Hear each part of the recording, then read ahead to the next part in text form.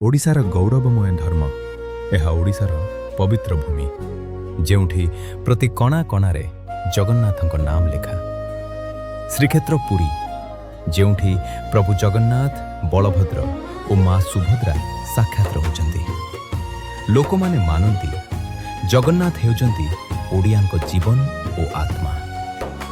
कलापाहाड़ किए थिले? कलापाहाड़ଙ୍କୁ आदेश मिलिला ओडिशार सबु हिंदू मंदिर भांगी दियो। से एक एक मंदिर भांगुथिले।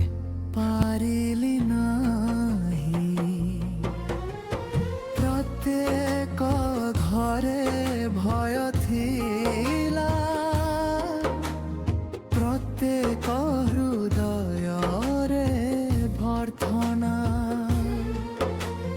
कारण अंधार दिव्यता को चैलेंज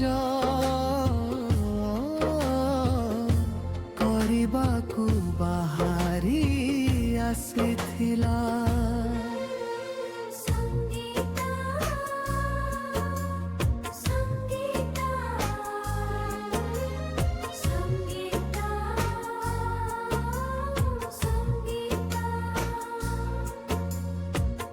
प्रत्येक पदक से परे झड़ा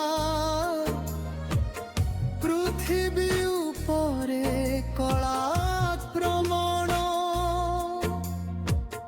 पर्वतर आखिरे केवल विनाशर भार।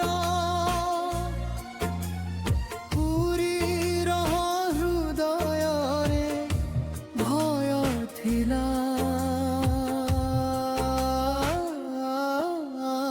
मंदिर रे एक डाक थिला जगन्नाथଙ୍କ प्रांगण रे कांथ थरी उठिला।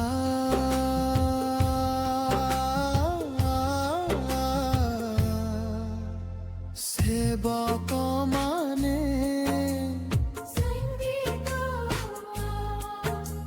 सेवक माने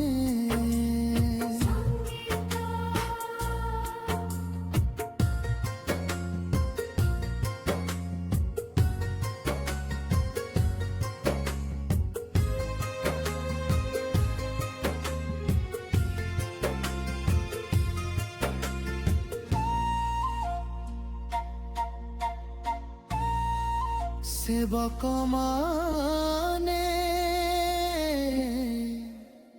निज निज मनरे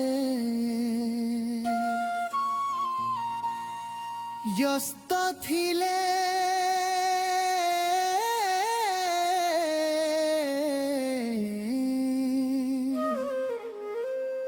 प्रभु को किपरि रक्षा आगुन जलुथिला किंतु विग्रह पूर्ण थिला। केवल देखागला ब्रह्म पदार्थ अदृश्य हो गला। पूजक मानक गुप्त कार्य भयरे लुचिथिबा पूजक माने गुप्त भावरे सही ब्रह्म को मंदिर रु बाहर करी सुरक्षित स्थान रे रखिले। धर्म को बंचाइबा पाई से माने निज प्राण को मध्य भय कले नाही। धर्मर पुनर्जीवन किछि वर्ष परे राजा रामचंद्र देवंक समय रे प्रभुंक नव कलेबर हैला। नुआ दारु ब्रह्मरे पुनर्बार ब्रह्मरे पुनर्बार जगन्नाथ बलभद्र और सुभद्रा पूजित हेले। कहानीर शिक्षा यही कहानी हमको सिखाए शक्ति रे धर्म नष्ट हुए नाही।